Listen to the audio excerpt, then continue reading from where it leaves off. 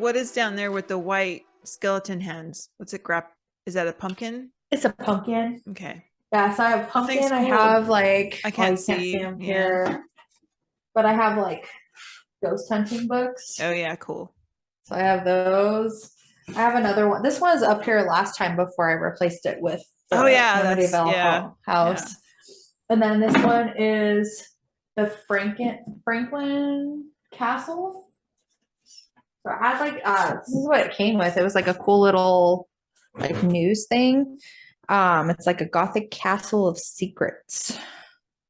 I don't know. Maybe this might be like a cool little story. Watch, I'll just read it to you really fast. So it says in January 1968, Mr. and Mrs. James Romano and their 6 children moved into what local lore said was the most haunted house in Ohio. We should On the do that very one. day, right? Was On there the a very murder? day, let me read. Damn it.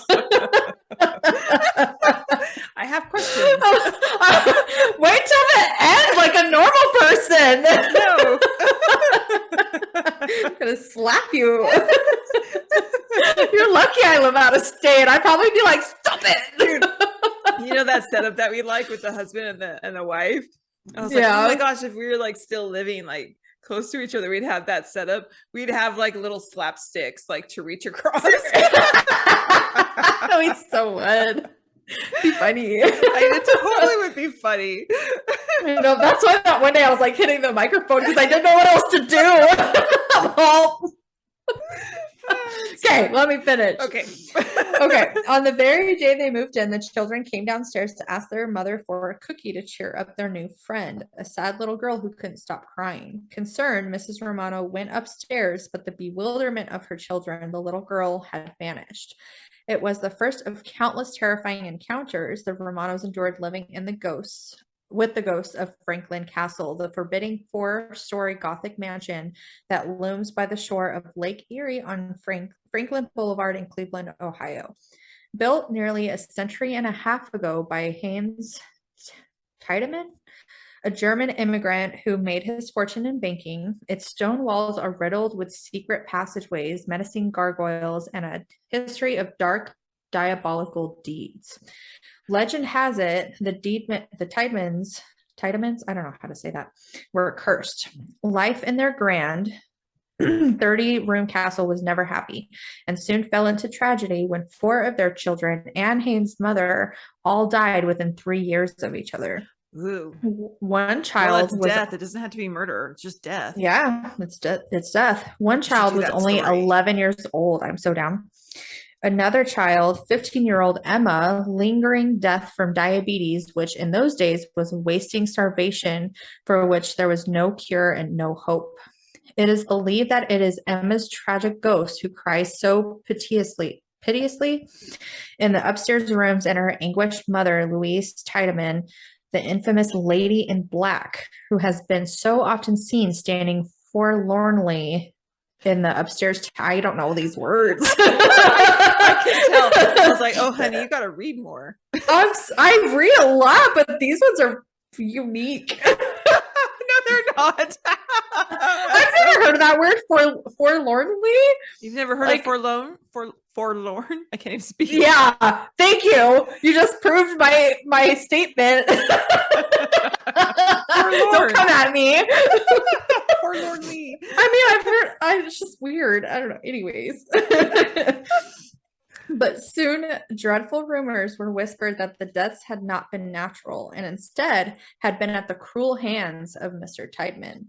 He began extensive renovations on the house, and it was said that these included secret passageways, sliding panels, and narrow tunnels that honeycombed the great stone castle, and where Tiedemann indulged in his darkest demons.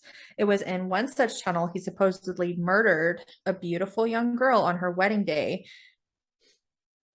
See, this says MSELF.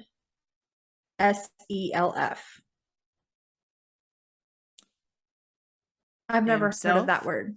Himself. See, it's weird. MSELF. Yeah. Is there like, does it look like there's missing words like himself? Maybe an HI should be there. Doesn't look like it. Huh. But anyways, and would maybe himself, I don't know. Anyways, and would rather see her dead than with another man. Later, it was whispered he put his insane niece out of her misery by hanging her from a rafter in a secret chamber, entombing her body there.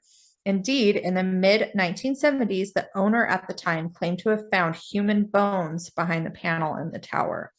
Disembodied voices, footsteps in empty rooms, doors exploding off their hinges, mysterious organ music from a non existent instrument, objects moving by unseen hands, cold spots, lights turning off and on by themselves, the sensation of being choked, and most commonly encountered, a child crying inconsolably. So many uncanny, unexplained experiences that have caused at least one person to run screaming from Franklin Castle. The list of owners is long, since no one is able to bear living there for longer than a few years.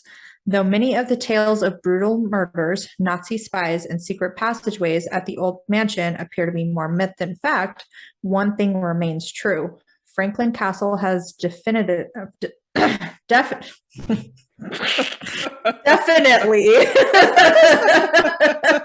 earned its terrifying reputation for being the most, and then it cuts off. I'm assuming it says haunted house or something like that. Yeah, that's what this one is right here.